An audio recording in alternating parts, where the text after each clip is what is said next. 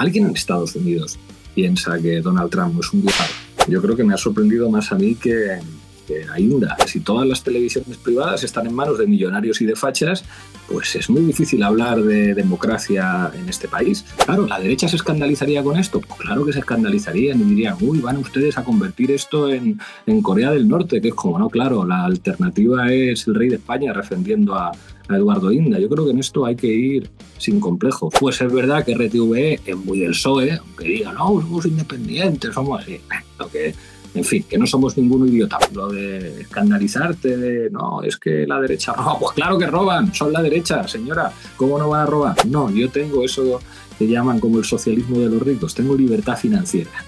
He logrado tener 6 o 7 casas que alquilo a otros y así yo tengo libertad financiera, que es como yo vivo en un socialismo maravilloso en el que es el trabajo de otros el que me permite a mí no tener que trabajar y ocuparme exclusivamente del rendimiento que me dan mis propiedades. Es que no hay que olvidar que estando Margarita Robles de ministra de Defensa le pusieron Pegasus a su teléfono y al teléfono del presidente del gobierno. Y allí no dimitió nadie. La tarea de un revolucionario es ganar poder y eso no está solo en las barricadas. Hey, hey, hey, the truth will rise. Sparky is back and hunting trolls. Boom, boom, boom, the fastest cry. Henry Neighbor is in town. Hola, ¿qué tal? Feliz año y esas cosas. Por cierto, que me dicen mis guionistas que como el 6 de enero es mi cumpleaños, que nos regaléis 10 minutos al menos viendo el vídeo, que así dicen que desayunan todos los días este mes. Bueno, hoy tenemos un invitado que no necesita presentación, todos lo conocéis. Es un tipo que montó un partido político, es un tipo que en 6 años logró llegar a la vicepresidencia del gobierno, luego le pasaron cosas bastante burdas y tuvo que marcharse y ahora es tabernero y empresario de la comunicación. Hoy tenemos a Pablo Iglesias. ¿Qué tal, Pablo? ¿Cómo estás?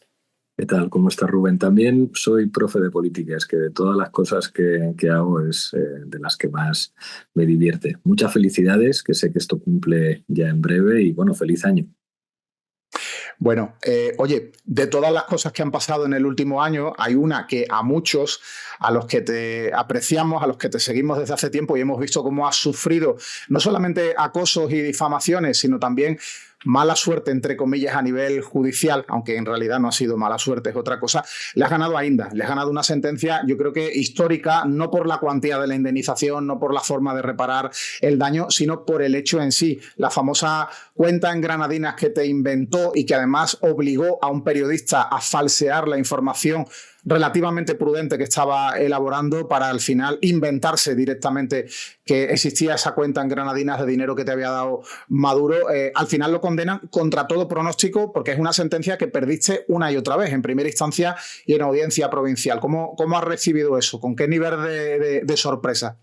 Absoluta. Yo creo que me ha sorprendido más a mí que a Inda. O sea, lo primero que hice fue felicitar a los abogados porque la verdad es que yo no tenía la más mínima confianza y ellos tampoco tantísima. Además, pude hablar con algunos jueces, algunos que ocupan posiciones relevantes en la jerarquía y en el cursus honorum de la magistratura y todos me decían no tienes nada que hacer. Por eso ha sido una sorpresa y es una excepción que confirma la regla. Ahora al juez le van a reventar, ya está diciendo OK Diario que si es hijo de un concejal que fue del PC en los 70, que si su director de tesis fue un catedrático de Derecho Constitucional progresista y no sé qué, le van a buscar todo a él y a su familia porque la mafia funciona así.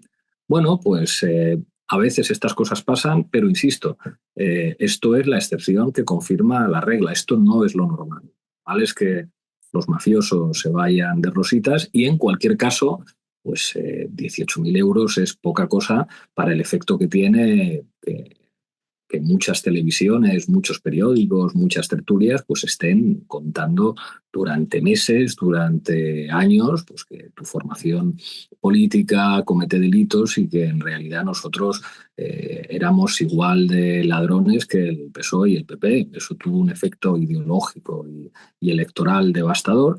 Es una característica de nuestro sistema político, de la podredumbre del periodismo y del dominio de la derecha judicial en el ámbito de la magistratura. No es solo una característica de España y eso nos debe servir a todos y a todas pues para saber que el poder hay que disputarlo. Yo cada vez que me entero que alguien de izquierdas oposita para juez, para fiscal, para policía, para militar, para diplomático, me llevo una alegría porque normalmente a la gente de izquierdas nos gusta dedicarnos a tareas muy alejadas del poder y si no tienes poder no puedes cambiar las cosas. La tarea de un revolucionario es ganar poder y eso no está solo en las barricadas. Oye, tú dices que es una excepción que confirma la regla. Es verdad que te ha salido todo muy mal a nivel judicial. Bueno, todo muy mal. Todas las causas contra Podemos y contra gente de Podemos se han ido a tomar viento porque eran puro lawfare. Pero las causas que habéis abierto vosotros, que habéis abierto Irene y tú, contra las campañas de acoso, de insultos, de todo que habéis vivido, pues es verdad que creo que todas y cada una las habéis perdido, salvo esta finalmente de Eduardo Inda. Yo a veces cuando charlo con Echenique, con el que me telegrameo mucho, y en alguna ocasión que has perdido un caso y yo le escribo y digo, joder, tío, otro más, qué putada, tal, y le digo, pues es que yo he ganado otra, porque yo llevo ganada 29 sentencias y 29 contra gente de la extrema derecha. Y yo me pregunto por qué yo gano y por qué tú pierdes, y generalmente pienso, es que claro, yo no soy nadie, y este tipo ha sido vicepresidente del gobierno. Algo hay detrás de que esté perdiendo tanto casos en los que la gente que vemos lo que ha ocurrido, pues tenemos claro que no tiene ningún sentido que pierdas. La inmensa mayoría somos legos en derecho, pero un poquito con la experiencia algo aprendemos y vemos causas en las que no tienen ningún sentido, absolutamente ningún sentido, que una detrás de otra las hayas perdido, pero absolutamente. No es que haya estimaciones parciales, no se llegue hasta tan lejos de lo que tú pretendías, sino que hayas ido perdiendo eso, una tras otra. ¿Tú qué lectura haces de los jueces que te han tocado o de la forma en la que han interpretado los hechos y el derecho? O sea, yo he vivido situaciones muy llamativas. Recuerdo el juicio contra Entrambas-Aguas, estos sicarios de Eduardo Inda, pues que se dedicó a acosar a la cuidadora de nuestros hijos, contando que estaba haciendo una investigación sobre las madres de Díaz, una cosa repugnante, espantosa, en la que la Fiscalía estaba pidiendo prisión. Y una cosa equivalente ocurrió con el fascista que venía todos los días a organizar concentraciones frente a nuestra casa y que también, pues... El del escudo, ¿no? El capitán Mamarracho, sí. El capitán sí. Y bueno, pues es incluso ver el contraste entre la petición fiscal y la decisión que finalmente toma el juez. Entonces, pues no soy ningún ingenuo. No es solo que el derecho sea una expresión racionalizada de quién gana o una expresión racionalizada de la correlación de fuerzas. Es que, lógicamente, los jueces tienen margen para interpretar el derecho y es evidente que la ideología del juez cuenta y cuando se trata, digamos, del nivel al que me muevo yo, pues claro que eso se nota. Tengo que ser prudente en lo que digo, porque basta que hagan un corte de estos y uno de estos jueces animados dice, pues ahora te vas a enfrentar conmigo en los tribunales, que además sé en qué tribunal va a caer la querella que ponga. Entonces hay que ser prudentes, pero al mismo tiempo, bueno, pues conocer cómo funciona el poder. La derecha tiene clarísimo que necesita a su gente en el Estado. De hecho, entienden que el Estado es un coto privado de ellos y lo dominan. La derecha siempre se ha organizado para tener a buena parte de sus mejores activos en la judicatura, en el cuerpo diplomático, en las élites de la policía, de la Guardia Civil, del ejército, de la empresa, de los espacios donde el poder se maneja. Y en esto la izquierda no es solamente que lo haya tenido más difícil, es que no ha tenido la misma vocación de poder. La Iglesia Católica, la Conferencia Episcopal, tiene una estación de radio y una estación de televisión. ¿Qué pasa? ¿Que los sindicatos en España no hubieran podido tener una estación de radio y una estación de televisión? La UGT, que tenía con 202 diputados al PSOE en 1982, no podían haber tenido sus propias estructuras empresariales con fórmulas de cooperativas, no podían haber hecho su propia escuela de Estado para becar a sus propios juristas para que hicieran las oposiciones a jueces y fiscales, no podían haber impuesto al PSOE que hubiera libertad de sindicación en las fuerzas y cuerpos de seguridad, las comisiones obreras no hubieran podido crear una red de escuelas libres dentro de la red pública, pero con control sindical y no con control de las comunidades autónomas, estar en los ámbitos educativos, en los ámbitos comunicativos, en los ámbitos administrativos, en los ámbitos de poder. O sea, el poder en este país es de la derecha independientemente de quién gane las elecciones.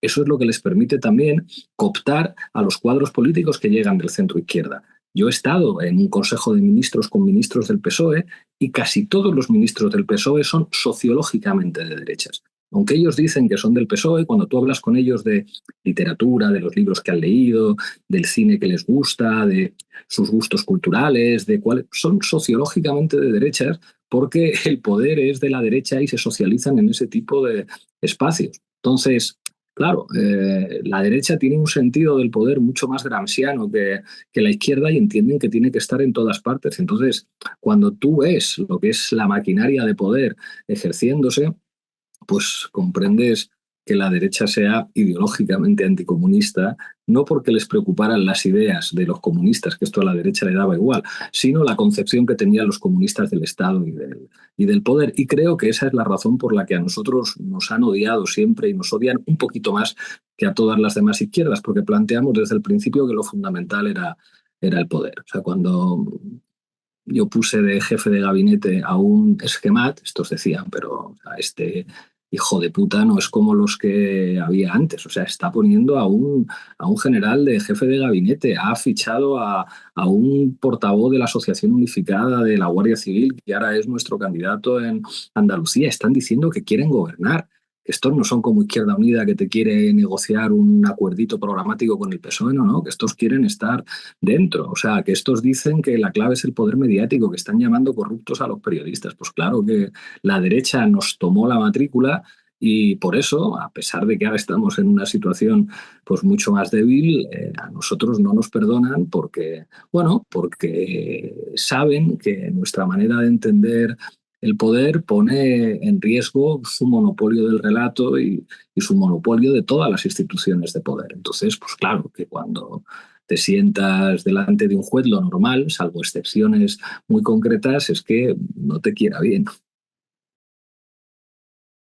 Me interesa mucho esa idea de que la derecha sabe jugar bien al concepto gramsciano de colocación de gente en distintas esferas de poder, ¿no? ¿Qué es lo que falla en la izquierda? Que no nos damos cuenta de que debemos tener a diplomáticos, debemos tener a jueces, y no para manipular, no para hacer las cosas prevaricando, sino sencillamente cada uno en su puesto para hacer lo que corresponde, para aplicar el derecho, por ejemplo, en la judicatura. ¿Nos falta perspectiva a la izquierda en la selección de soldados que ubicar en cada uno de esos puestos de poder? Nos falta toda la perspectiva del mundo, porque es que no son espacios neutrales. O sea, cuando alguien de izquierdas dice que los jueces tendrían que ser neutrales, pero es como, ¿usted ha leído algo? ¿Usted ha estudiado algo? O sea, ¿usted cree que el derecho no es un terreno de combate? No, es que los periodistas deberían ser neutrales, pero usted no ha pasado del bachillerato, o usted no tiene experiencia sindical, o no tiene experiencia en un movimiento de vecinos. O sea, ¿cómo van a ser neutrales los periodistas? Una cosa es que sean buenos periodistas, que sean rigurosos, que sean serios, que comprueben las fuentes.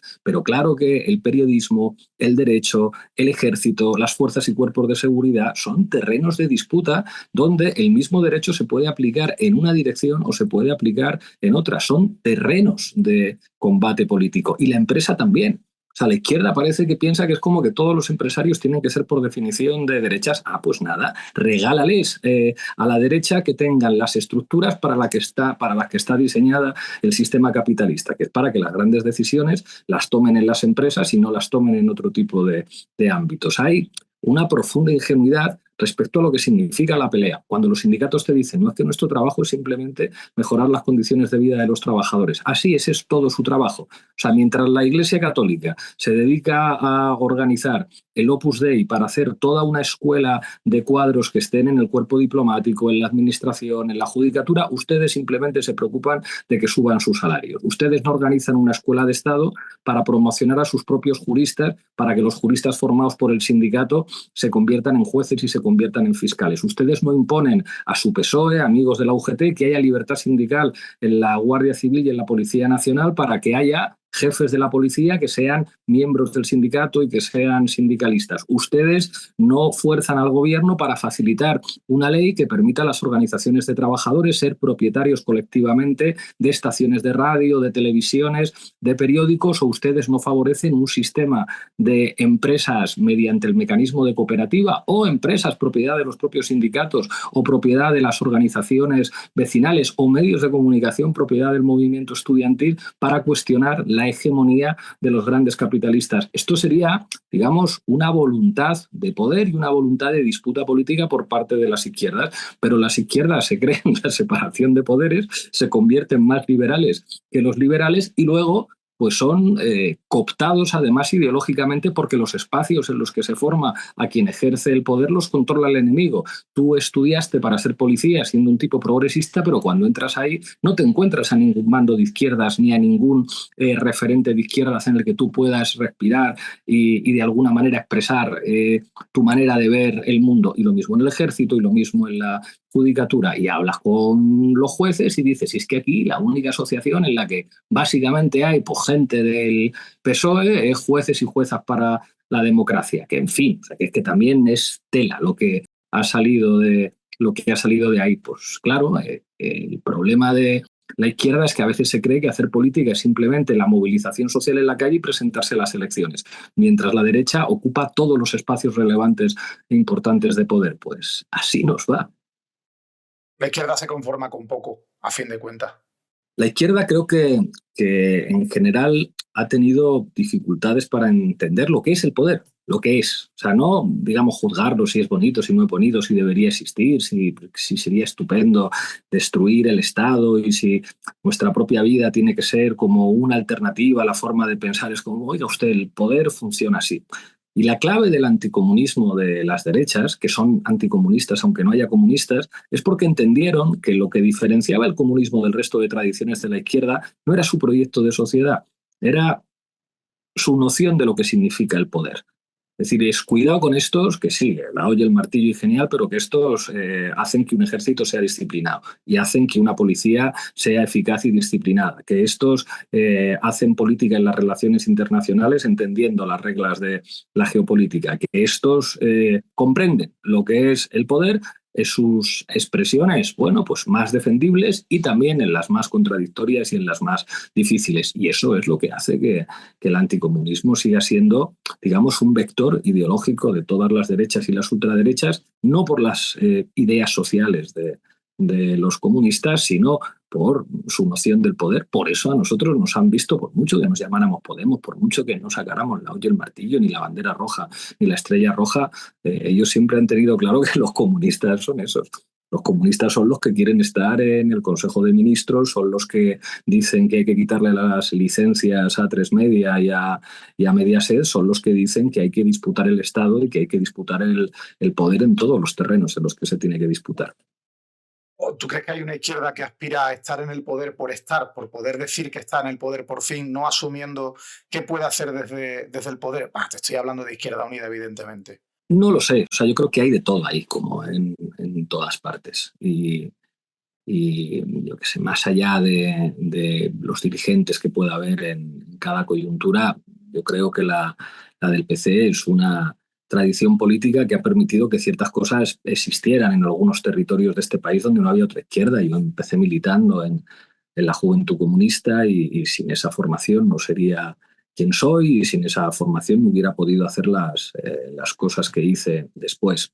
Pero sí hay unas élites de la izquierda en los sindicatos tradicionales, en algunos de los partidos políticos tradicionales, que no terminan de entender que la lucha política es una lucha de ámbito cultural e ideológica que se tiene que expresar en todos los terrenos y que tiene que asumir cuáles son las reglas del juego de esos terrenos. Yo creo que los elementos diferenciales que puso Podemos encima de la mesa, además del reconocimiento del carácter plurinacional del Estado español, que era algo como muy difícil para entender para las izquierdas estatales, era también cierta lucidez respecto a lo que representan los espacios de poder reales, los medios de comunicación por un lado y el Estado por el otro lado, y al mismo tiempo, bueno, pues una comprensión de cómo funciona la geopolítica. Yo estoy muy orgulloso de que mi partido no se tragara buena parte de las fraseologías sobre la guerra de Ucrania,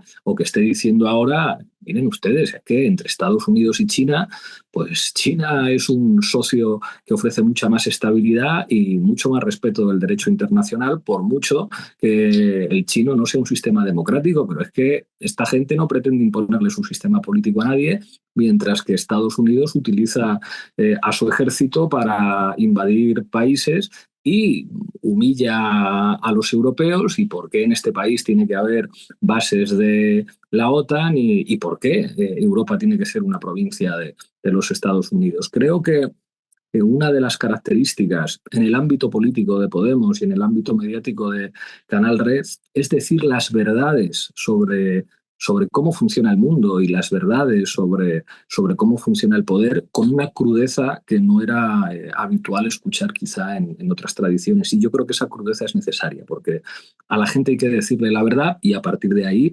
empezar a hacer política y empezar a trabajar en serio. Cuando tú tocas poder, te encuentras en un consejo de ministros donde a la vez que están acosándote en tu casa, a ti y a tu familia, tienes a un ministro en el consejo de ministros, a Marlaska, que no está moviendo prácticamente un dedo para evitar eso. Yo no me imagino que estuvieran acosando a ningún otro ministro del Partido Socialista y no se hubiera paralizado eso de inmediato. En cambio, en tu caso son meses y meses de acoso, de insultos, de gritos, etcétera. ¿Tú cómo te tragas ese sapo? ¿Tú cómo te enfrentas a Marlaska en un consejo de ministros sabiendo lo que está pasando y sabiendo lo que él sabe y lo que no hace? Fíjate, yo no creo que Marlaska tuviera el más mínimo interés en que a nosotros nos hicieran daño. Lo que pasa es que Marlaska, a mi juicio, manda mucho menos en las fuerzas de seguridad de lo que a él le gustaría que se supiera.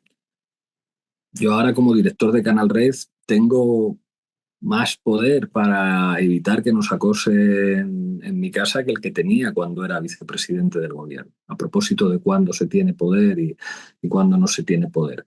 Si tú tienes un medio de comunicación, tú puedes saber un montón de cosas de muchísima gente. Y una de las cosas más eficaces con los fascistas es el doxeo. Es como, ¿tú te crees que vas a ser anónimo? ¿Tú te crees que vas a ir a acosar a alguien a su casa y que no vamos a contar quién eres, fascista? ¿Que no vamos a contar a qué te dedicas? Que pues, claro que lo vamos a hacer. Y eso, cuando era vicepresidente del gobierno, no lo podía hacer. Solo puede hacer un vicepresidente del PP, que le cuesta 2 llamadas y los jefes de las fuerzas y cuerpos de seguridad operan. Esta gente no, o sea, no son... Eduardo, esto es muy serio, yo voy con ello.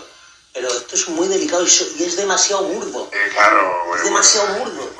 Con nosotros, a pesar de que el trabajo de algunos agentes fue ejemplar, con mis escoltas, o sea, solamente puedo tener palabras de agradecimiento por su profesionalidad, pero yo sé quiénes son los mandos de la Guardia Civil y quiénes son los mandos de la Policía Nacional, quién era Eugenio Pino, o sea, quiénes eran los jefes de la cloaca, quién era Oliveira, el que estaba diciendo le montamos una cuenta en cualquier país con el rabo, como decían en aquella conversación. O sea, ¿quiénes son los que han mandado en este país? ¿Y tú crees que los que mandan en el Estado les intimida que el PSOE les ponga de ministro del Interior a un antiguo vocal del Consejo General del Poder Judicial a propuesta del PP? Yo creo que no. Yo creo que no. Y uno de los problemas que tiene incluso el PSOE cuando llega al Consejo de Ministros es como, ¿a quién pones tú en el Ejército y en la Policía? Es que no hay que olvidar que, estando Margarita Robles de ministra de Defensa, le pusieron Pegasus a su teléfono y al teléfono del presidente del gobierno. Y allí no dimitió nadie. y que pues, el otro día en el famoso juicio del fiscal general del Estado, cuando declaraba un miembro de la UCO, decía que se sepa que la UCO no hace investigaciones prospectivas, hubo una carcajada general de la gente que estaba en aquel juicio. Pues así funciona el Estado independientemente de quién esté en el Consejo de Ministros. Y en un Consejo de Ministros se tiene poder, pero no tanto, pero no tanto. Y desde luego el poder que teníamos nosotros tenía mucho más que ver con lo que puedes decir estando en el Consejo de Ministros que con las competencias que tengas, que las competencias que teníamos nosotros eran poca cosa. Eso el PSOE no lo entendió. Cuando nos dieron, por ejemplo, el Ministerio de Igualdad, ellos no entendían el poder que tenía ese ministerio, porque ese ministerio no tenía competencias, pero tenía un enorme poder ideológico. Y por eso Irene Montero es lo que es, y por eso quisieron reventarla como quisieron reventarla. Nosotros, al llegar al Consejo de Ministros, lo que ganamos es un enorme poder de enunciación. La clave ahí no eran las competencias que teníamos, sino lo que podíamos decir desde el Consejo de Ministros. Y a veces me dicen, pero claro, es que no pudisteis cambiar muchas cosas de la política exterior. Hostias, yo puse un tuit simplemente citando literalmente una resolución del Consejo de Seguridad que hablaba del derecho del Sáhara a un referéndum de autodeterminación y saltó por los aires una cumbre bilateral de España con Marruecos por un tuit en el que simplemente estaba entrecomillando una resolución literal del Consejo de Seguridad de las Naciones Unidas. Claro que se pueden cambiar algunas cosas, pero para eso no basta tener el Consejo de Ministros entero. Para eso hace falta tener lo que tiene la derecha, piezas preparadas para ejercer el poder desde el Estado. La diferencia fundamental entre la derecha, sea el PP o Vox, que son la misma derecha, que vienen del mismo lugar, y el PSOE, es que la derecha ejerce el poder. Y lo que hace el PSOE es arbitrar, que es bien diferente. Y yo esto lo he visto en los consejos de ministros. He visto a los ministros del PSOE pues llegar allí diciendo las empresas de mi sector piden esto. ¿Cómo manejamos esto? Es como, bueno, tú estás arbitrando y sin embargo la derecha cuando gobierna ejerce el poder. Necesitamos una izquierda que ejerza el poder y que le diga la verdad a la gente y hacer todo eso pues que nunca el PSOE se atrevería a hacer. La única cosa que hemos hecho bien todos en esta legislatura ha sido una, la que se puso de acuerdo el PSOE con todos y cada uno de los partidos que le dieron la investidura a Pedro Sánchez, que fue decir en Televisión Española se ha acabado. Vamos a hacer un consejo de administración de Televisión Española sin el PP y sin Vox. Eso hicimos. Y eso fue una reunión entre diferentes representantes de los partidos y por eso Televisión Española es lo que es. Y por eso lo único que desquicia a la derecha que ha hecho el gobierno en este país poniéndose de acuerdo con todos los partidos, incluido Podemos, es quitarle a la derecha su capacidad de veto y su capacidad de manejar Televisión Española. Y desde que eso ha ocurrido, pues es verdad que RTVE es muy del PSOE, aunque digan, no, somos independientes, somos así. En fin, que no somos ningún idiota, pero al menos pues es una televisión que dice cosas sobre la derecha y en la que hay espacio pues para que hable gente que represente diferentes ideas que están en el Parlamento. Y la derecha, mire usted, ya tiene A3 Media, ya tiene Mediaset, ya tiene buena parte de las radios, buena parte de los periódicos, y el siguiente paso que habría que hacer a mi juicio es decir, oiga, estas licencias son públicas, ¿cómo que estas licencias tienen que ser de los Berlusconi o del Grupo Planeta? Pero es como que somos los pagafantas de esta gente. Pues el problema de los que arbitran es que son pagafantas porque están convencidos que después les van a perdonar y que después les va a tocar consejo de administración y no banquillo de los acusados. Pero me temo que la próxima vez no va a haber consejo de administración para Pedro Sánchez y que va a haber banquillo de los acusados. El siguiente paso sería que volviera la publicidad a Televisión Española. Yo creo que eso revienta a A3 Media y Mediaset, pero eso no va a pasar. Y sacar a concurso las licencias. Pero solo un movimiento a nivel de retorno de publicidad a Televisión Española, que tanto aplaudimos tanta gente en su día que se eliminara la publicidad, aunque hoy está disfrazada de patrocinios, ¿no? Pero desde luego ese movimiento sería letal para el duopolio mediático, que bastante mal lo está pasando ya con los cambios que ha habido en la pública, ¿no? En términos ideales, no es lo mejor, pero si la televisión pública tiene que competir con dos monopolios privados, pues necesitamos que compita y que gane. Pero es que además de eso, lo que habría que hacer es que el mercado privado fuera más plural ideológicamente. Si todas las televisiones privadas están en manos de millonarios y de fachas, pues es muy difícil hablar de democracia en este país. ¿Por qué no se puede hacer una legislación que diga, oiga, es razonable que en un país pueda haber una televisión que no sea pública, pero que esté en manos de sindicatos y organizaciones vecinales? ¿Por qué no? ¿Cuál es el problema? ¿Qué pasa? ¿Que los sindicatos no representan a la sociedad más que, no sé, que el dueño de Prisa, que el señor Ordulian, que es uno de los principales accionistas de una empresa armamentística? O sea, ¿qué es más democrático? ¿Que sean banqueros y fondos de inversión los dueños de los medios de comunicación o que puedan ser organizaciones sindicales, organizaciones vecinales, organizaciones estudiantiles o pequeños y medianos empresarios? ¿Por qué no se hace una ley que favorezca a los medios alternativos que viven de sus socios la posibilidad de contar con más espacio en los espacios de radiodifusión y teledifusión, que son espacios públicos? Eso sería pues una izquierda que estaría trabajando para construir las bases ideológicas de su poder, hacer lo mismo que hace la derecha. Claro, ¿la derecha se escandalizaría con esto? Pues claro que se escandalizarían y dirían, uy, van ustedes a convertir esto en Corea del Norte, que es como, no, claro, la alternativa es el rey de España defendiendo a Eduardo Inda. Yo creo que en esto hay que ir sin complejos. Lo de las izquierdas maricomplejines harán que acabemos todos en la cárcel.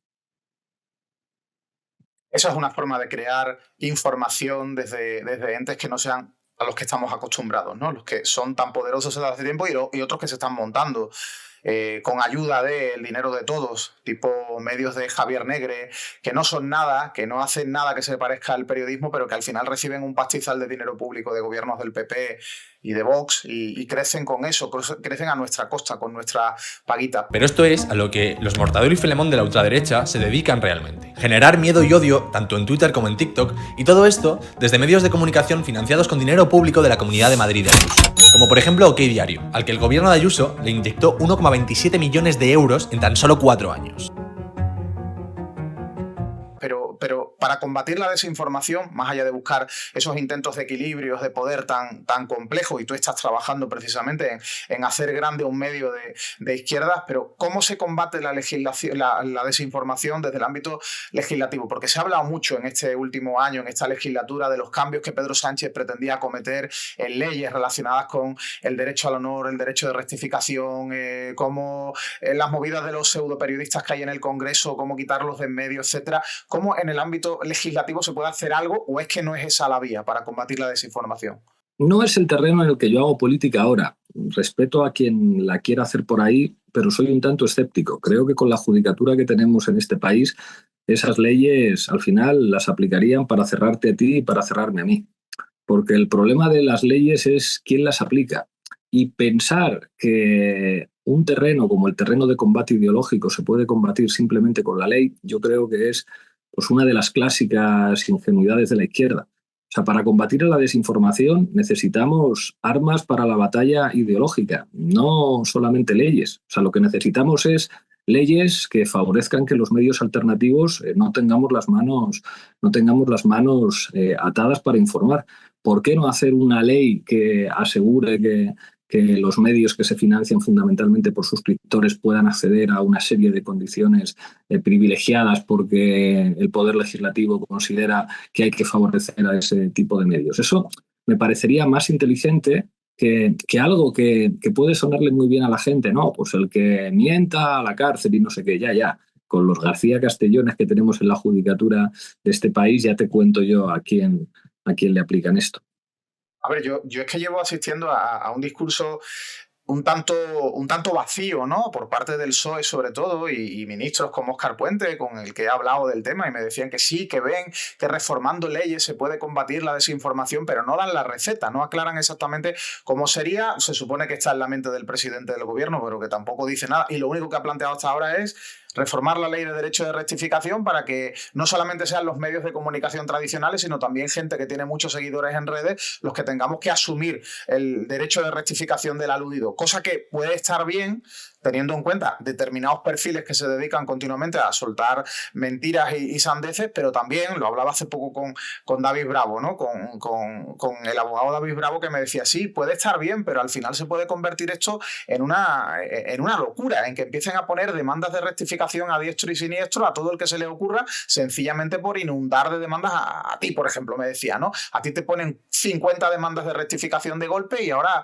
¿qué haces? ¿Cómo contestas a todo eso? Y más allá de esa reforma, no han hablado de nada, de ningún cambio legal. Igual es que no, como tú planteabas, igual es que no es ese el terreno en el que hay que combatir, o que no hay ningún cambio legal de calado en leyes que ya tenemos, que evidentemente al que calumnia lo mandan a la cárcel, en teoría, porque ya tenemos un código penal que habla de que el delito de calumnia se condena con hasta 2 años de cárcel. Otra cosa es que consigas que a un tipo de extrema derecha que te calumnia lo condenen a 2 años de prisión de verdad. Es que creo que lo que habría que plantear es la necesidad de una ley de medios. Una ley de medios, ojo, en el marco del capitalismo realmente existente, es decir, no, pues 1/3 de los medios tienen que ser públicos, y públicos no quiere decir del gobierno, públicos quiere decir del Parlamento o de las cámaras representativas. 1/3 de medios de comunicación comunitarios, que ahí es donde yo creo que hay que favorecer el peso mediático de la sociedad civil. En el año 2025, un movimiento social sin medio de comunicación es un movimiento social con las manos atadas. ¿Por qué no puede haber una ley que garantice que los sindicatos de inquilinos no puedan tener su propio medio de comunicación? Eso se puede legislar, y 1/3 de medios de comunicación privados, pero con dispositivos que prohíban las prácticas oligopólicas para evitar el dominio de los oligopolios y, por supuesto, la prohibición de que bancos y fondos de inversión y determinados multimillonarios se puedan comprar un medio. Es que es una locura que un señor diga, oiga, soy BlackRock, me voy a comprar una televisión, oiga, soy Silvio Berlusconi, me voy a comprar uno de los grupos de comunicación más grandes de España, oiga, soy el Grupo Planeta, voy a tener una televisión para gente de derechas y una televisión para gente de izquierdas y yo soy el dueño. Pero diga usted, esto es una locura, esto es una locura. Lo que pasa es que para eso hay que tener un valor y hay que enfrentar al poder realmente existente, y eso es imposible que lo haga el PSOE, incluso aunque el PSOE tuviera buenas razones para hacerlo. O sea, yo creo que el PSOE está en un momento de bloqueo ideológico, en un momento en el que yo creo que no comprenden lo que les va a pasar. O sea, yo creo que no visualizan que les van a meter en la cárcel, un momento en el que no se atreven a ejercer el poder. O sea, fueron capaces de hacer una negociación con el Partido Popular para repartirse el Consejo General del Poder Judicial, que les robaran la cartera en el reparto del Consejo General del Poder Judicial, en lugar de hacer una ley orgánica que se podía hacer perfectamente con la mayoría parlamentaria para cambiar la manera de elegir al Consejo. Y decían, no, es que esto Europa no nos lo hubiera consentido. Pues entonces ya es como ni te presentes a las elecciones. O sea, búscate la vida en acento, ponte a ser lobista, o sea, no hagas política si no te atreves a cuestionar precisamente los dispositivos de poder que van a hacer que acabes en el exilio o en la cárcel, que es lo que yo creo que no terminan de visualizar. O sea, es como ellos creen que esto de ir a la cárcel o al exilio es una cosa que le ocurrió a Junqueras, que le ocurrió a Carles Puigdemont, que lo del lawfare y la persecución es una cosa del puto Coletas, Irene Montero y no sé qué, pero a que la gente del PSOE que han sido el partido más importante de los últimos 50 años, ¿cómo les va a pasar algo así? Y les va a pasar.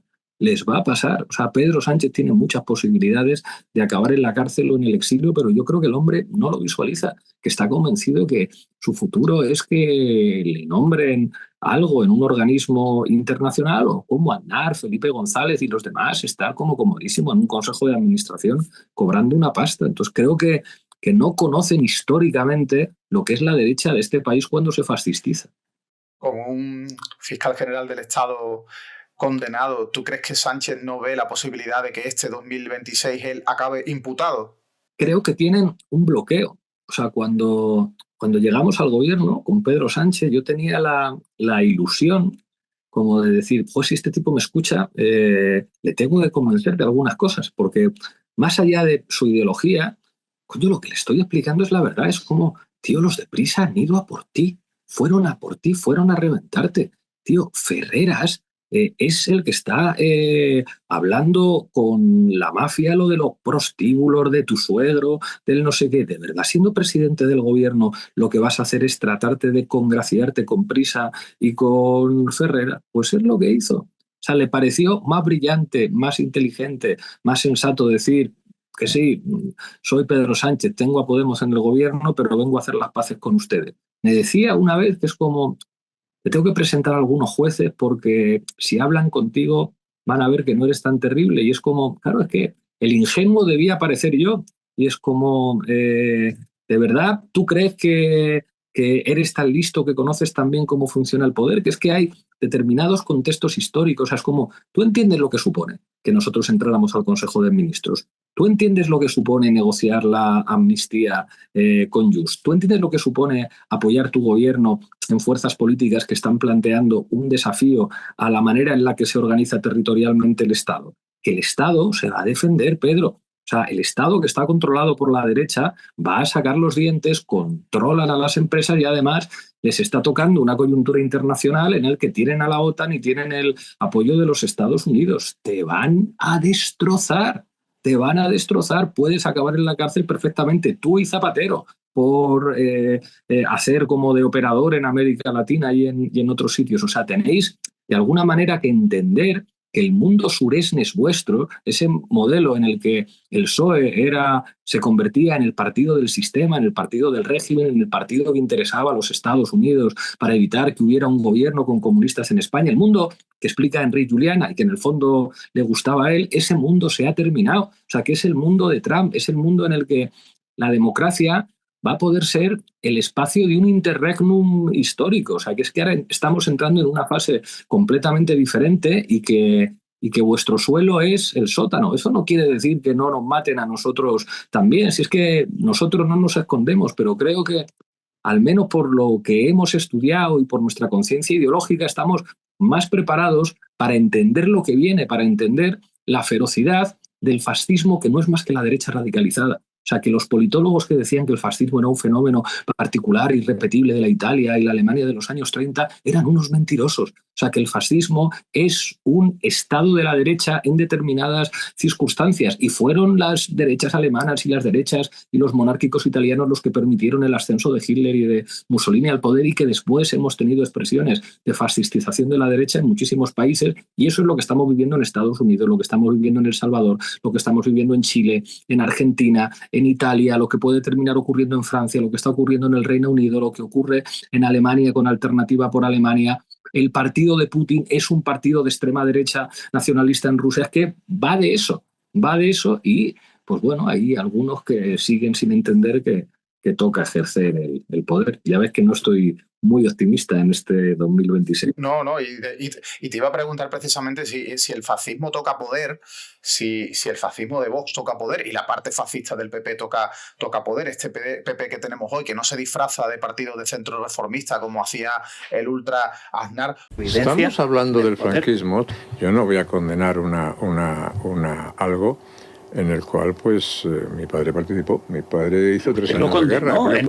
¿Tú crees que al final se va a tener que moderar porque los poderes económicos los van a frenar o no? ¿España va a ser un ejemplo igual que el que hemos vivido en países de América Latina de ultraderecha dura gobernando y tomando medidas de ultraderecha? Hay una tesis que dice: lo que puede ocurrir en España es que sectores del poder económico que no quieren demasiada inestabilidad, lo que planteen al PSOE, a sectores de Junts y al PNV es como: a ver, muchachos, vamos a dejar de hacer experimentos y entonces vamos a dejar gobernar a Feijóo en solitario, pero apoyándose en un PSOE responsable, en el PNV y en Junts. Así además el PP no se atreve a recuperar las competencias autonómicas y mantiene el sistema autonómico, cierta estabilidad y no sé qué, que va a ser el siguiente paso del malmenorismo. Bueno, ya no hay un malmenorismo del PSOE o viene la ultraderecha. Ahora el siguiente paso del malmenorismo va a ser Feijóo con el PNV, con Junts y con el PSOE para que no llegue Vox. Yo creo que eso es no entender el espíritu de época en el que estamos viviendo. Si es que llegue el PP y Vox al Consejo de Ministros, no es que llegue al poder la ultraderecha ya está en el poder.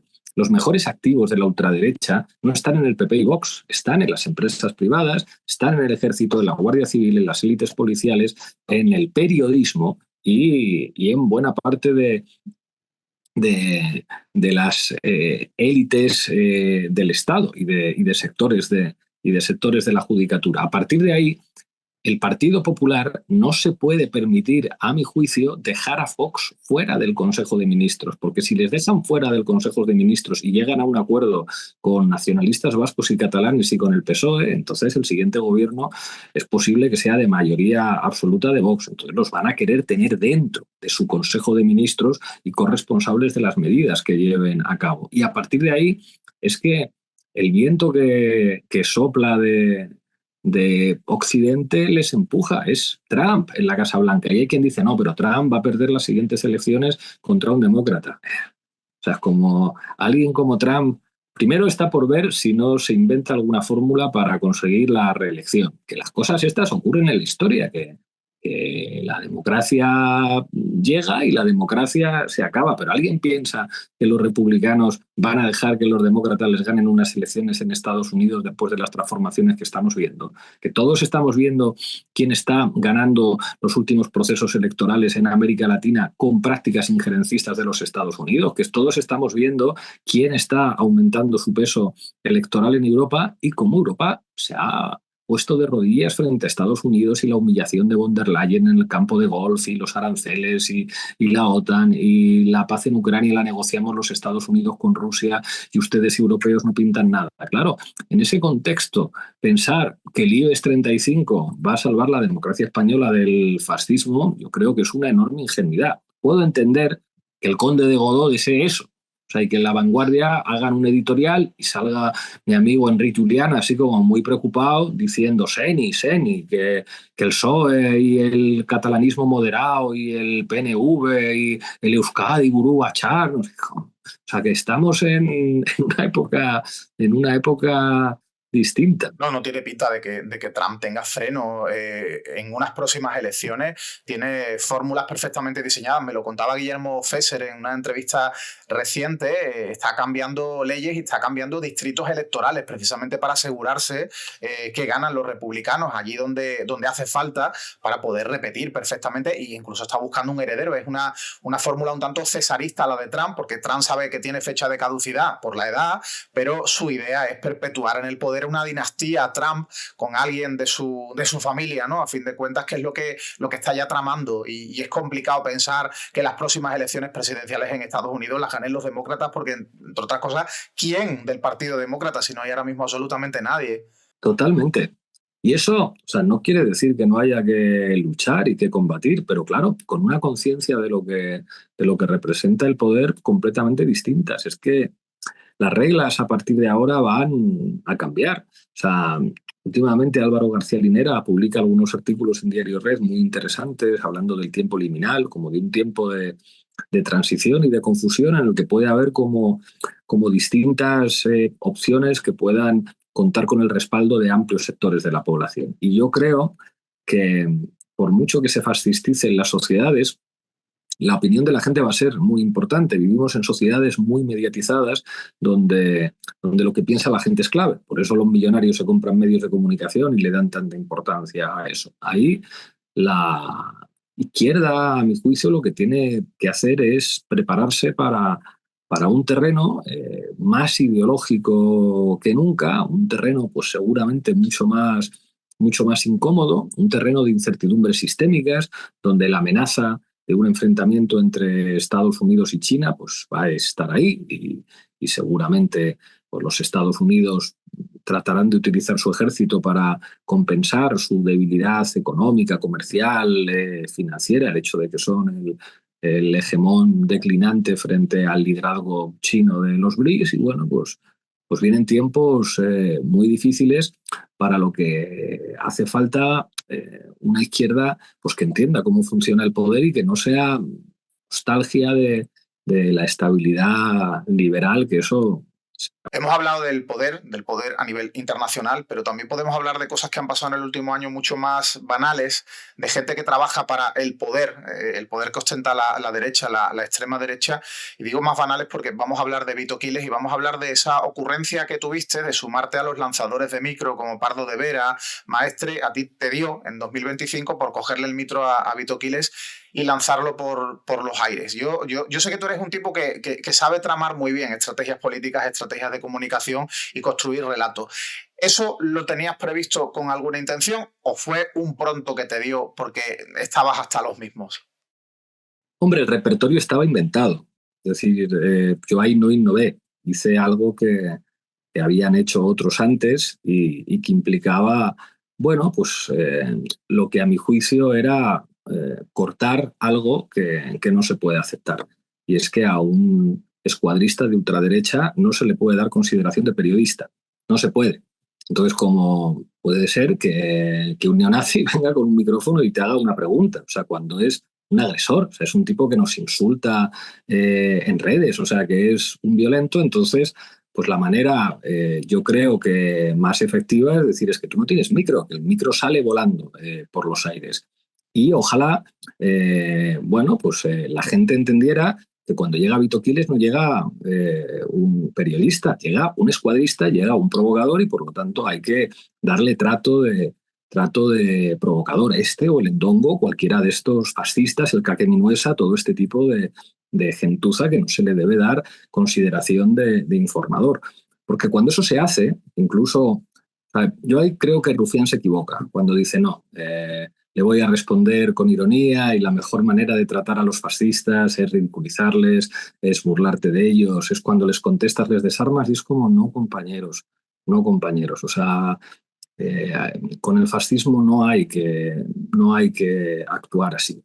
Y yo mismo muchas veces me he visto en situaciones, una cosa que recuerdo que me criticaron con Espinosa de los Monteros, de una cosa que había que estar allí en lo del salón de los pasos perdidos en el Congreso, pues como que terminamos como haciendo algún tipo de broma y hubo gente que se enfadó de decir, tío, ¿cómo estás como de compadreo con este? Y en realidad tenían razón, o sea, era como perfectamente humano en una situación así de llevamos hora y media aquí que nos han puesto como representantes de la tercera y de la cuarta fuerza política al lado y tampoco vamos a escupirnos, pues uno hace un chiste, te ríes y no sé qué, o sea, son como situaciones humanas, o sea, tú estás haciendo la cola de la frutería con el vecino de Vox alante y no te vas a poder insultarle, pues puede que hables del partido de fútbol de ayer o de cualquier cosa, pero es muy importante no normalizar a los fascistas. Y creo que a estos tipos no se les puede normalizar y tampoco hay que esperar, no, es que la presidenta del Congreso debería, es que la presidenta del Congreso no va a hacer nada. Es como ahí quien va a hacer algo son los antifascistas y bueno, pues siempre con cuidado porque esta gente tiene amigos poderosos, porque llegan a matones con ellos, pero hay que estar organizados para no pasarles ni media. Cuando el chulo piscina ¿cómo se llama? El Dani Desocupa, no sé qué. Dijo que iba a ir a la presentación del libro de Irene Montero a la Garibaldi, pues en la puerta había 1000 antifascistas y el niño esteroides con sus matones, pues no fue, pues eso es lo que hay que hacer, hay que estar organizados. Y no es agradable para nadie, porque organizarte para defenderte de matones, o sea, organizarte para defenderte de gentuza que se entrena para pegarse, que algunos van armados, que les gustan las pistolas, las navajas y este tipo de cosas, pues no es agradable ni es sencillo, pero ¿qué vamos a hacer? O sea, es como, ¿cuál es la alternativa? ¿Dejar que nos rompan la cara? ¿Dejar que nos humillen? O sea, ojalá Román Cuesta no tuviera que dedicarse a quitarle la capucha a toda esta gentuza y pudiera estudiar a Hegel, pero es que no estamos en un periodo en el que todos nos podamos dedicar a estudiar el idealismo alemán. Pues si hay que defenderse de esta gentuza, hay que defenderse con los medios que sean necesarios. Yo creo que tenéis que volver a ir los políticos y los que ya no ejercéis la política dentro de un partido, pero hacéis política igualmente, tenéis que volver a ir con guardaespaldas, igual que en los tiempos de ETA, porque no van a ejercer el terrorismo como lo ejercía ETA, pero a fin de cuentas son agresiones, son interrupciones. Bueno, yo he visto a Bertrand Endongo pegar empujones y darle las costillas a algún político que se lo ha dicho durante la grabación, oye, me estás dando en las costillas con el codo, ¿esto a qué viene? Es una provocación continua a la que yo creo que a nivel verbal es muy difícil contestar o es muy difícil quedarte callado, pero es que van a más, van increciendo. El problema es que no hay guardaespaldas para todos. Algunos tenemos la desgracia de necesitar ese tipo de protección para que no te peguen un tiro, para que no te agredan, pero eso no lo va a tener todo el mundo. Entonces es muy importante que los antifascistas estén organizados. Y estar organizado no solamente es estar organizado para defenderte de una agresión física, que también, pero eso se mitifica mucho. O sea, es como el antifascismo militante no es solamente aprender Krav Maga, ir al gimnasio y estar preparado para defenderte de una agresión. Hay una parte del enfrentamiento que tiene que ver con esa, pero hay otra que tiene que ver con la información. La clave con los fascistas es saber quiénes son, saber dónde viven, cómo se llaman, saber cuáles son sus propiedades, saberlo todo de ellos. Y ese es el elemento que mejor te protege de esta gente. Y para eso pues hay que estar organizados y preparados para decir, si nos queréis hacer daño, os vamos a hacer mucho daño, mucho, mucho. Así que pensáoslo 2 veces. Es terrible esto. O sea, ojalá el mundo no fuera así. O sea, ojalá no hubiera que defenderse de neonazis y de fascistas. Ojalá no hubiera que estar preparados para eso, pero es que no queda más remedio. Lo que tú dices, cuando te llega un salvaje de 1,90 m y se pone a empujar a gente, ¿y qué pasa? Si vas a denunciar a la Guardia Civil, ¿qué es lo que pasó cuando pegaron a Román Cuesta? Es que ni siquiera les detuvieron. O sea, es que a mí me contaron del Consejo de Ministros que les iban a detener y no les detuvieron. No les detuvieron. Entonces, ¿qué hacemos únicamente? ¿Presentar denuncias ante la Guardia Civil o estar organizados y lo más fuerte posible para decir, pues es que al final, ¿qué vamos a hacer? Yo realmente alucino con cómo le dan la vuelta a lo que hace Román, por ejemplo. Yo hace muchos años también me dedicaba con algunos conocidos al doxeo, a destapar identidades de gente que decía que a ti había que cortarte la cabeza y que a Garzón había que pegarle una paliza y que a Pedro Sánchez había que ahorcarlo, ¿no? Yo revelaba las identidades de esa gente, igual que ahora hace Román. Lo que pasa es que Román lo hace con una intensidad enorme y está doxeando a todo Dios, bueno, a todo demonio, pero le dan la vuelta y trasladan la idea de que estamos revelando identidades, atentando contra la libertad de expresión, contra el derecho a poder decir cosas en libertad desde el anonimato, y lo que dicen son salvajadas como la que te estaba comentando, ¿no? Pero le dan la vuelta con un montón de gente alrededor protegiéndolos y diciendo que se dedican a eso y que está muy bien que hayan llevado a los tribunales a Román por haber desvelado, pues no sé, la identidad de señor liberal, de ese abogaducho que se dedicó a sacar pasta diciendo que nos iba a denunciar a muchos. A mí, por cierto, no me ha denunciado de momento porque no sé por qué iba a hacerlo, ¿no? ¿Cómo le dan la vuelta al discurso, al relato? Pues lo primero es que es mucho mejor que lloren que que se rían. O sea, cada vez que salen como llorando de ay, es que has develado mi identidad, atacas mi libertad de expresión. O sea, un fascista llorando es una victoria del antifascismo siempre y eso hay que celebrarlo. O sea, un fascista que te pone una querella en lugar de venir con 4 matones a darte una paliza es un fascista que tiene miedo, y que los fascistas tengan miedo es señal de salud democrática. Y después, pues frente a los discursos victimistas y tal, pues más medios de comunicación alternativos para dar nuestra explicación de la realidad. Y para eso hace falta pues encontrar financiación, militar en los medios. Canal Red existe porque hay muchos miles de personas que ponen regularmente su cuota cada mes, y lo que tenemos que hacer todos los que comunicamos y todos los que hablamos es estar cada vez más organizados,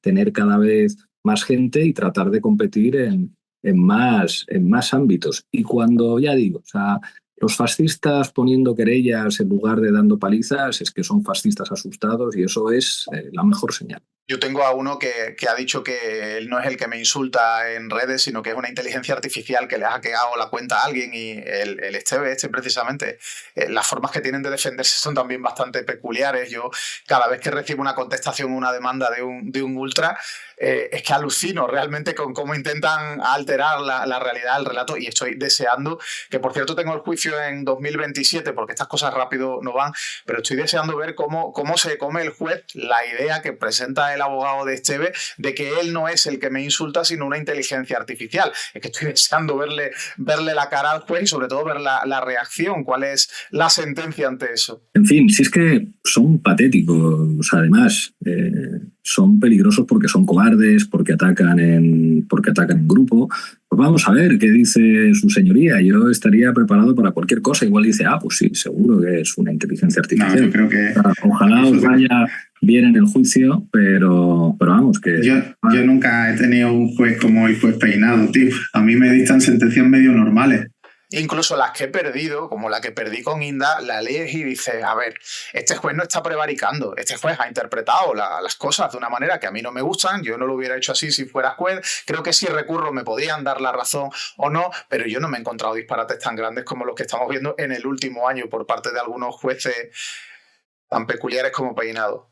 Pero claro, es que lo de Peinado nos reímos, pero es que a Peinado no le va a pasar nada. O sea, más allá de que se cachondeen de él en algunos medios de comunicación progresistas, a Peinado le va a ir de cine y además, pues cuando se jubile, la derecha le va a proteger, le llevarán a charlas, ganará una pasta en las universidades privadas que están montando para acabar con la pública. O sea, es como lo lógico es que voy a decir Peinado para que no se querelle contra mí por quinta vez. O sea, es que pues un juez que prevarica, lo lógico es que acabar en la cárcel, pero es que hay muy poquitos jueces que hayan acabado en la cárcel. Acabó en la cárcel el juez Alba y de milagro, y de milagro. Entonces eso también pues te habla de la impunidad que hay en este país. Yo precisamente tengo este año 26 un juicio contra el juez o exjuez que creo que puede acabar en la cárcel si se aplica bien el derecho, que es el juez Serrano de Vox, el juez de las paguitas. Tú te acuerdas que una de las fórmulas con las que llega Vox a crecer, sobre todo en Andalucía, es decir que la izquierda somos todos subvencionados que viven a costa de paguitas y que utilizamos el dinero en vez de tú a saber qué, ¿no? Y este señor precisamente se ha dedicado a pedir una paguita de 2,5 millones de euros con una empresa en la que falseó el capital social y luego se gastó el dinero en parte en sanear un negocio ruinoso que él tenía y en hacerle un préstamo a algún cliente. Bueno, a este señor lo van a juzgar en 2026 y la Fiscalía pide 8 años de prisión. Yo ejerzo la acusación popular y pedimos hasta 10. A este hombre lo van a juzgar y es un juez o un exjuez que yo creo que puede ser el siguiente juez que acabe, el siguiente juez de ultraderecha después de Alba, que acabe pisando la cárcel, aunque bueno, ya veremos qué pasa, ¿no? Es bastante dinero el que hay en juego y tiene pinta de que puede ser, pero no es fácil, como tú dices, a un juez, más allá de por delitos como este, que al final es un delito económico de fraude en subvenciones y tal, o el caso de Alba, que fue realmente alucinante, pero yo creo que es muy, muy difícil que en nuestro país a un juez lo acaben condenando por prevaricación, es decir, por el delito de los jueces, el delito que no debe cometer nunca un juez, pero en el que puede incurrir, y todos tenemos en la mente ciertos jueces cuando hablamos de prevaricación. Otra cosa es que no los podamos mencionar, pero comparto contigo que, teniendo en cuenta el corporativismo judicial, es extraordinariamente difícil que eso ocurra con un juez. Es muy complicado y tiene que ver no solamente con la lógica corporativa en el funcionamiento de la carrera judicial, sino también por el predominio conservador. Entonces, ahí de nuevo yo creo que volvemos a lo que hablábamos al inicio de la conversación. O sea, haría falta que la gente de izquierdas que estudia Derecho no tuviera solamente la vocación de ser abogados de pleitos pobres. Necesitamos más gente de izquierdas que quiera hacer esas oposiciones y que se quiera formar para ser juez, para ser magistrado, para ser fiscal, para ser secretario judicial. Porque si no, al final, algunos de los cuerpos fundamentales del Estado siguen padeciendo un predominio ideológico conservador. En este país se hizo la maravillosa transición democrática de tal manera que de la noche a la mañana los jueces de una dictadura pasaron a ser los jueces de la democracia, los policías de una dictadura pasaron a ser los policías de una democracia, el ejército de una dictadura cuyos principales mandos habían ascendido por méritos de guerra en la guerra civil pasaron a ser el ejército de la democracia y, por supuesto, los empresarios y las élites económicas siguieron siendo las mismas. El PSOE no fue capaz de cambiar buena parte de esa naturaleza del poder del Estado en nuestro país. Muy al contrario, se relacionaron con muchísima comodidad con ese mundo. Entonces, bueno, pues creo que hace falta que vayamos hablando de la importancia que tiene intervenir en ese ámbito. Has dicho que el PSOE no fue capaz. ¿Tú crees que dentro del PSOE en el que mandaba Felipe González había la más mínima intención de cambiarlo? No lo sé. O sea, no lo sé. Tampoco pienso que las cosas se expliquen diciendo González nació traidor y siempre fue un traidor. Yo estoy convencido que hay una transformación ideológica en el personaje. O sea, es verdad que Suresnes ya está definiendo un proyecto político muy claro, pero Pero hostias, o sea, la transición se cierra en esas elecciones del 82 con un resultado que parecía dar la razón a los defensores de la transición desde la izquierda, a los que decían, es verdad que nos hemos tenido que tragar un montón de cosas, pero habernos tragado todas estas cosas ha terminado con que uno de los partidos perdedores de la guerra civil, el Partido Socialista Obrero Español, que tiene un discurso que no está a la derecha del PC, ni muchísimo menos, este partido tenga 202 diputados. Nadie ha logrado tener 202 diputados nunca más. Claro, a partir de ahí, a pesar de lo que representaba el golpe de Estado del 23F, que dijo, oh, cuidado que seguimos estando aquí, a pesar de lo que seguía significando la monarquía y todo eso, pues yo creo que hubo mucha gente en España que dijo, estos tipos pueden cambiar algunas cosas. Y algunas cosas cambiaron. Pero lo fundamental, la estructura de poder en el Estado, quién mandaba en la judicatura, quién mandaba en la empresa, quién mandaba en la policía y en el ejército, no lo cambiaron, no lo cambiaron. Es verdad que ETA también les dio la excusa como para no cambiarlo. Seguimos necesitando los policías torturadores, seguimos necesitando los mismos servicios secretos. Es verdad que el tipo de modernización a la europea, digamos, hizo como, bueno, esto no es tan importante, pero desde luego no construyeron instrumentos ideológicos en manos de la izquierda. O sea, la gran pelea es siempre una pelea cultural. Es como que la izquierda mande, no quiere decir que la izquierda controle el Consejo de Ministros y el Parlamento. Es como quién controla la educación, quién controla los medios de comunicación, quién controla la componente ideológica de la judicatura, quién controla la componente ideológica de los militares. Y eso siguió básicamente en las mismas manos. La educación es increíble. O sea, que en este país se normalizara que toda la educación privada y casi toda la educación concertada estuviera en manos de la derecha es impresionante. Que se normalizara que el poder mediático estuviera en manos de quien estaba, pues bueno, pues revela buena parte de la historia del poder en España, que es la historia del IBEX 35. Y la redacción de los libros de texto en relación a cómo no nos han contado lo que pasó en este país durante décadas, que por muchos gobiernos del PSOE, de izquierda, dicen que hemos tenido, nunca ha habido planes educativos donde se ha garantizado que en la asignatura de historia se nos cuente, en la EGB, en el bachillerato, en la ESO, etcétera, nada, más que una tarde que te cuentan cuatro cosas suavizadas, lo que pasó, lo que fue realmente la guerra civil, lo que fue el franquismo, no nos cuentan nada. Y yo creo que ahí hay buena parte de responsabilidad de lo que está ocurriendo hoy en día, con tantas generaciones que se están creyendo ese discurso de la extrema derecha de que el franquismo no fue para tanto. Es que esto, a Gregorio Morán explica en El precio de la transición que una de las condiciones de posibilidad del proceso de transición era la desmemoria. O sea, es como cómo vamos a construir cómo vamos a pactar con las élites del franquismo un nuevo sistema homologable a los europeos, hablando de la Segunda República como un último periodo democrático en España y hablando de la guerra civil.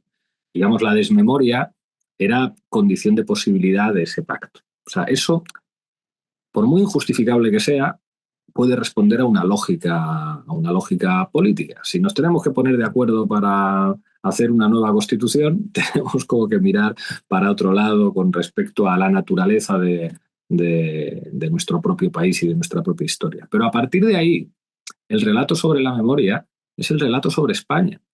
Entonces, si no hacer una política sobre memoria es perder el relato identitario de tu país. La memoria sirve a los países para verse a sí mismos como lo que son. O sea, cualquier ciudadano de Estados Unidos ha visto decenas de películas sobre la Segunda Guerra Mundial en la que les cuentan una cosa que es mentira, y es como que la batalla crucial de la Segunda Guerra Mundial es el desembarco de Normandía y no lo que ocurre en el frente del Este con el avance soviético, pero eso contribuye, digamos, a la conciencia que tienen los americanos de que liberaron a Europa del nazismo. O incluso sus películas sobre la guerra del Vietnam son, digamos, como una reflexión psicoanalítica de Estados Unidos con respecto a sí mismos.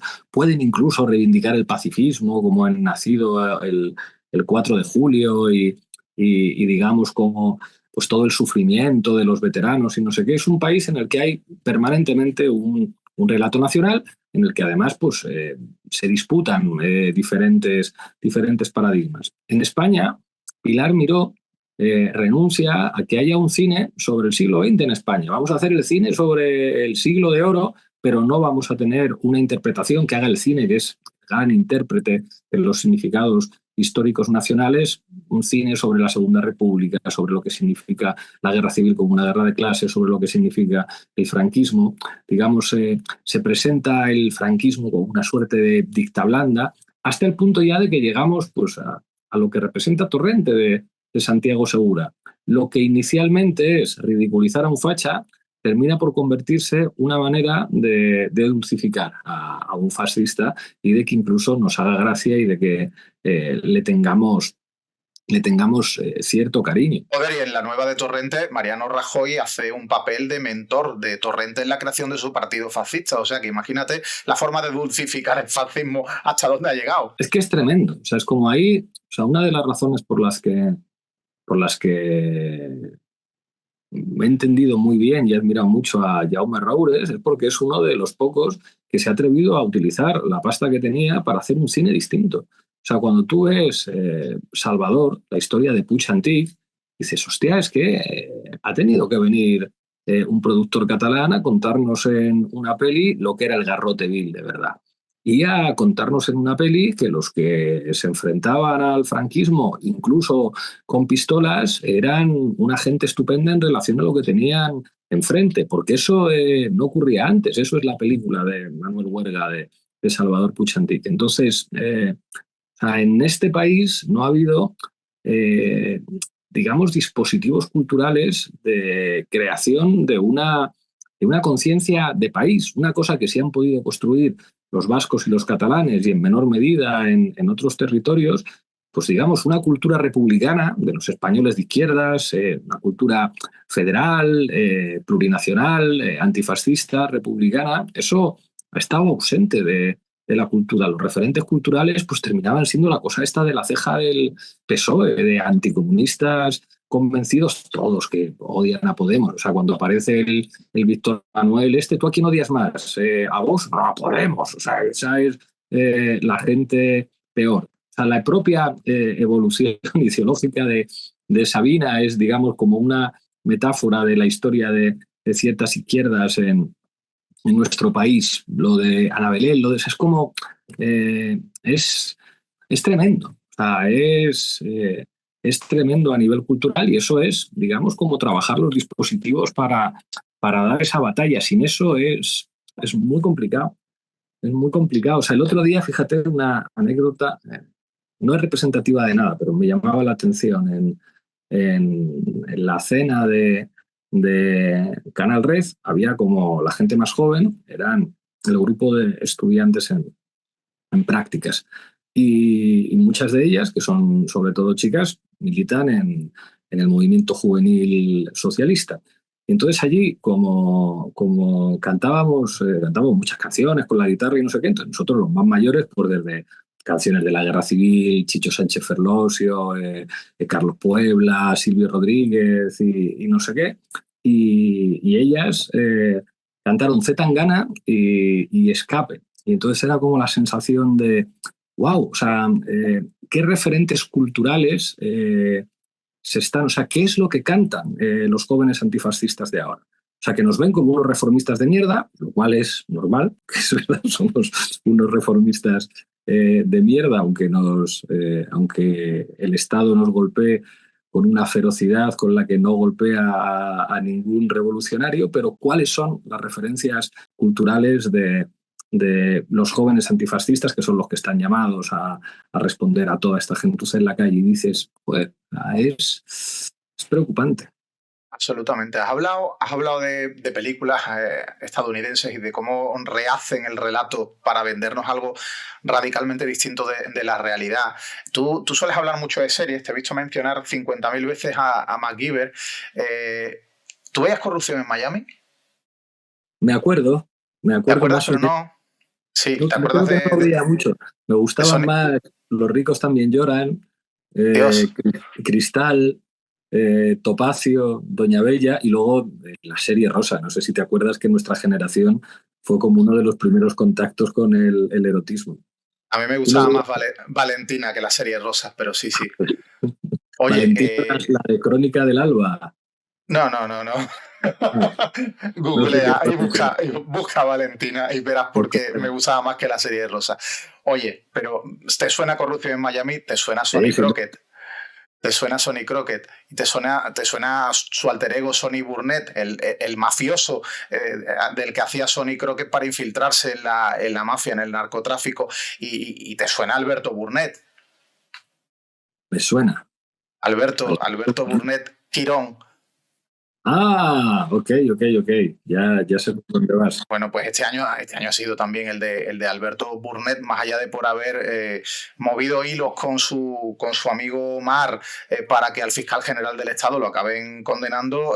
Alberto Burnett, Alberto Quirón, Alberto González Amador ha sido protagonista también, ¿no? del último año, al que, reconstruyendo el relato, su pareja lo intenta presentar como, bueno, un pobre chaval que se equivocó con Hacienda y que tampoco hizo nada, que no haríamos cualquier españolito de a pie, pero yo creo que ha sido protagonista de una de las grandes causas judiciales que todavía tenemos pendientes. Ya veremos si lo juzgan en 2026 o en 2027. ¿Tú cómo has visto, cómo estás viendo ese caso y los movimientos a nivel de relato que está llevando a cabo el PP alrededor de lo que hizo? O sea, creo que Ayuso representa mejor que Vox a la ultraderecha española, que tiene esa dimensión cultural, ¿no? O sea, es una figura que rompe todos los códigos de lo políticamente aceptable, de lo políticamente correcto, que dice cosas que nos escandaliza a la gente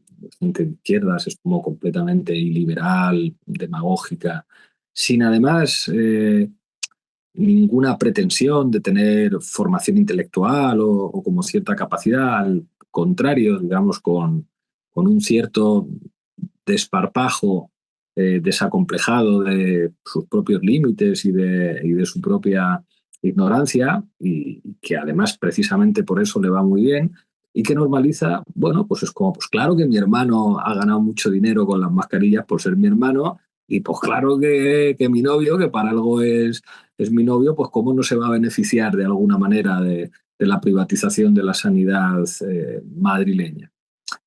Y ese desparpajo es impresionante porque no le quita ni un voto. O sea, es como, yo no creo que haya ni un solo votante del Partido Popular que piense que el hermano de Ayuso no se haya enriquecido por ser su hermano, y lo mismo de la pareja. O sea, los votantes de derechas no son tontos. O sea, saben perfectamente que en el PP roban y que la derecha es corrupta, pero la clave del éxito de la derecha es la normalización de esa ideología. Es como cuando Ayuso dice, pero usted no haría lo mismo. La gente dice, claro, si es que yo haría lo mismo, todos haríamos lo mismo. Todos utilizaríamos esa posición de privilegio para enriquecernos. Y ese es el enorme éxito ideológico de la derecha y la ultraderecha. ¿Alguien en Estados Unidos piensa que Donald Trump no es un violador? ¿Alguien en Estados Unidos piensa que Donald Trump no es un delincuente o que es alguien que dice la verdad? El gran éxito de la ultraderecha es básicamente ese. Presentan un modelo ideológico en el que una figura como esa es perfectamente aceptable y perfectamente defendible. Yo recuerdo que me reuní con el embajador de Trump en el Congreso de los Diputados, que era un tipo de Texas que hablaba con un acento de Sevilla, el castellano, porque había estado estudiando allí, y decía, es que Donald Trump no es un santo. Y ¿sabes? Como eso no se podría decir nunca de alguien de izquierdas. O sea, nadie presentaría a un líder de izquierdas diciendo es que no es un santo. Y creo que eso revela la enorme victoria ideológica. Yo me desespero como en el programa de Cintora en Malas Lenguas, es como todo el rato contando, bueno, mira, es que los del PP, que son corruptos, es que Mazón, es que no sé qué, si es como, eso no le quita ni un voto a la derecha. Eso no le quita ni un voto. O sea, lo que les perjudica es ir al choque ideológico concreto. O sea, lo que les haría daño de verdad es, no, es que ahora lo que vamos a prohibir es la privatización de la sanidad. esa ley que votaron el PSOE y el PP, que abrió la puerta a la privatización sanitaria, eso es lo que vamos a derogar de verdad. O vamos a intervenir en el mercado del alquiler, o vamos a nacionalizar esta empresa. Eso es lo que va directamente al choque y lo que funcionaría. Lo de escandalizarte de no, es que la derecha roba. Pues claro que roban, son la derecha, señora. ¿Cómo no van a robar? O sea, es como hace falta una izquierda que diga algo más que la derecha roba y que haga todo lo posible para hacerles frente en lo ideológico. Bueno, quizás el votante de derecha permite y no le importa que los suyos o los que sienten como suyos o a los que les gustaría parecerse roben. El votante de izquierda yo creo que tiene mucha más ética y no perdona que alguien de izquierda robe, ¿no? Incluso castiga a gente del partido de alguien de izquierdas que ha robado, creyéndose al final que son todos culpables o responsables. Pero ¿también tú crees que eres el votante? Pero el votante de izquierdas, lógicamente el votante de izquierdas entra en depresión si ve que uno de sus representantes es un golfo. Pero el votante de izquierda lo que debería exigir es como, oiga, nacionalice usted. O sea, es como yo no le pido a usted que nos robe y que arbitre, nacionalice usted algo. O sea, intervenga usted el mercado del alquiler, quítele algo a los ricos. Haga usted algo que cambie realmente la estructura de poder. Han puesto un teléfono. Ah, claro, está bien. Es tremendo. Venga, vamos a hablar de vivienda. Que dicen que esta podría haber sido la legislatura de la vivienda, que la vivienda es lo que va a acabar de verdad con el gobierno del PSOE. ¿Tú de verdad crees que para el votante de izquierdas es tan importante la vivienda? ¿Es tan importante la política de vivienda? Debería serlo. Debería ser el gran tema. O sea, debería ser el tema en el que la izquierda pusiera todo su poder mediático. Porque es además la gran contradicción de clase de esta época. O sea, la gran contradicción de clase es tener pisos en propiedad o tener que pagar un alquiler o una hipoteca. Es además el tema que se sirve para explicar mejor quién tiene el poder, el tema que sirve para explicar pues, cuestiones de justicia, es decir, hay alguien a quien tú le estás pagando con tu salario su hipoteca y tú simplemente estás pagando un alquiler. Sería el gran tema.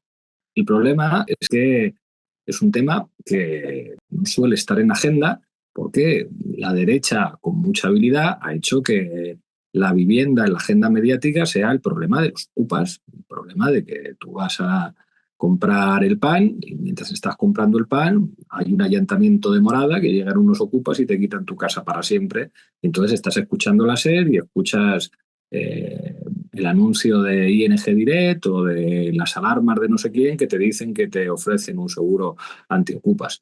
El gran tema que debería situar la izquierda política y mediática en agenda es el tema de la vivienda. Eso es, además de las pocas cosas que podría cambiar el sentido electoral. Si la gente votara en las próximas elecciones generales pensando si es propietario o es inquilino o una persona que tenga una hipoteca, entonces sí podría cambiar el resultado electoral. Claro, si van a las elecciones pensando en que si el feminismo le quita privilegios, que si hay muchos negros y muchos árabes que generan inseguridad, claro, o sea, podemos tener una izquierda que diga, no, es que nosotros tenemos que hablar de migraciones también, la izquierda tiene que ofrecer como una mano dura, menos dura que la derecha, pero mano dura también con el tema de la inmigración ilegal, en lugar de poner todos los huevos en la cesta de la vivienda. Pues así nos va, debería ser el tema más importante. ¿Al PSOE no le interesa la política de vivienda? Yo creo que el PSOE tiene un enorme problema ideológico con esto. O sea, el PSOE entiende que la vivienda es un bien de mercado y no entiende que es como el gran terreno de combate ideológico, político y económico. No lo entiende. O sea, cuando Ábalos dijo hay que conciliar entre que la vivienda sea un bien de mercado y un derecho, creo que estaba expresando pues, una tensión que existe en ese partido. Y no hay que olvidar que los representantes de la patronal inmobiliaria son ex dirigentes de PSOE.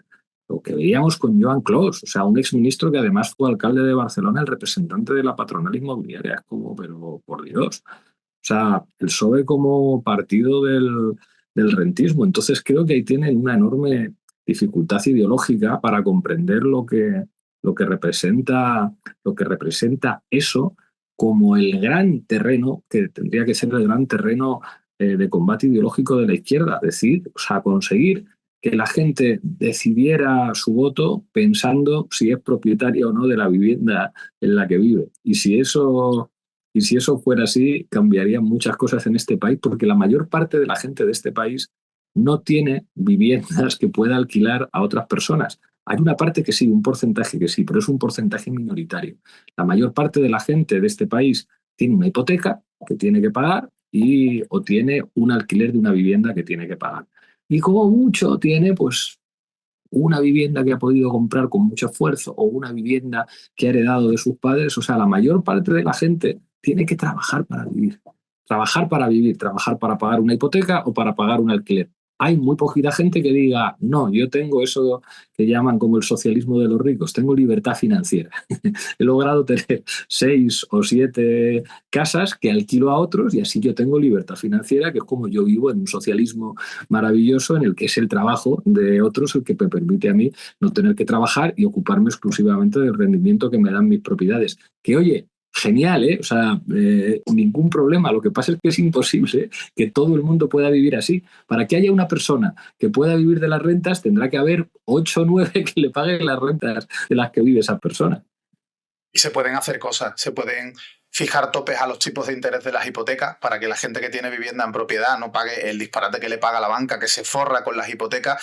Se pueden poner topes a los precios de los alquileres, se puede frenar las subidas de los alquileres obligando a que a perpetuidad una vivienda alquilada suba el IPC y nunca más, así no echan a un inquilino y meten a otro más caro, etcétera. Se pueden hacer muchas cosas, pero yo te insisto, el PSOE, yo no sé si es que cree que no es un elemento clave a nivel político o es que no le interesa en absoluto tocar a la banca, tocar la regulación de la vivienda que, bueno, tan light es la que tenemos y bastante se consiguió, ¿no? En la última legislatura cambiar la ley de arrendamientos urbanos para que volviéramos a tener alquileres de 5 años, que antes el PP los bajó a 3 y se hicieran cuatro cositas. Pero la otra izquierda que está dentro del gobierno, ¿tú crees que la absoluta inacción en políticas de acceso a la vivienda puede ser un motivo de ruptura, de salirse del gobierno? Es que no pueden. O sea, el problema de Sumar es que el único pegamento que les queda es estar en el gobierno. O sea, en el momento en el que se salieran de gobierno ya no existe Sumar, existen diferentes partidos. Existe Más Madrid, Compromís, que ya una parte está como fuera, existe Izquierda Unida, existen como, digamos, los diferentes partidos más pequeños y el partidito de Yolanda Díez, que es como Yolanda y su grupo de gente y los comunes y no sé qué. Entonces, por eso no se pueden salir del gobierno ni pueden presionar con nada. O sea, el ridículo de la semana pasada es que tiene que pasar algo en el gobierno. Y le miran los del PSOE y es como, ¿con qué me vas a amenazar? Si es que tú no te puedes permitir salir del gobierno. Como no te puedes permitir eso, pues es muy difícil. O sea, no se lo pueden permitir porque desaparecerían y también es un estilo, como de hacer las cosas. O sea, como de no entender que la política son correlaciones de fuerzas y que si no las haces valer, pues es muy difícil. Yo recuerdo el libro este de memorias que he sacado Nadia Calviño, hay una parte en la que pretende criticarme diciendo el tipo este que pretendía que si los alquileres, no sé qué, es como, pues claro, o sea, es que nosotros en el gobierno estábamos a la gresca permanentemente porque para eso estábamos. A la gresca, aunque implicara estar a voces. Y entonces algunos decían, no, pero no hay que estar a voces, hay que sonreír, hay que dialogar, los besos, el tal, la política del diálogo, del conciliar intereses. Es como si es que la política no es eso.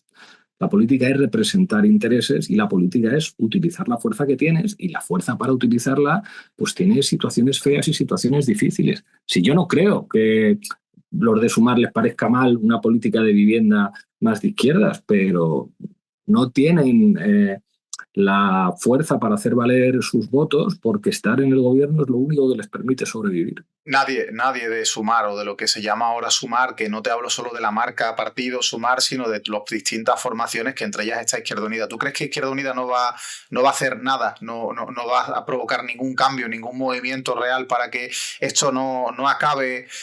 Pues como el sexto sentido, que yo veo a Sumar como Bruce Willis en el sexto sentido, está muerto y no lo sabe. Yo creo que no. O sea, creo que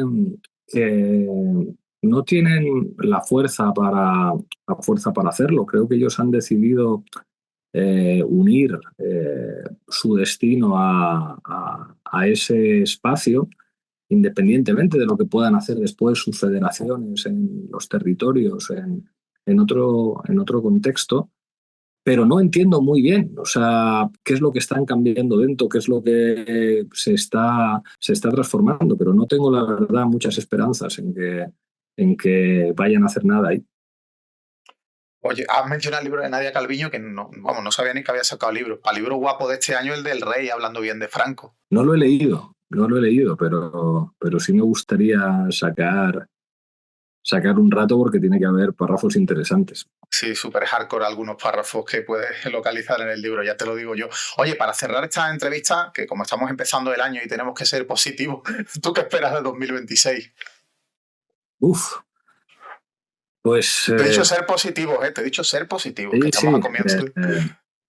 En lo personal, pues espero pues, lo mejor a la gente que quiero, a mis hijos, a mi familia, a la gente que quiero, y en lo político, pues que el canal Red vaya creciendo, que sigamos estando más organizados, más fuertes, que en América Latina crezcamos también y que en España poco a poco la izquierda se vaya poniendo en pie.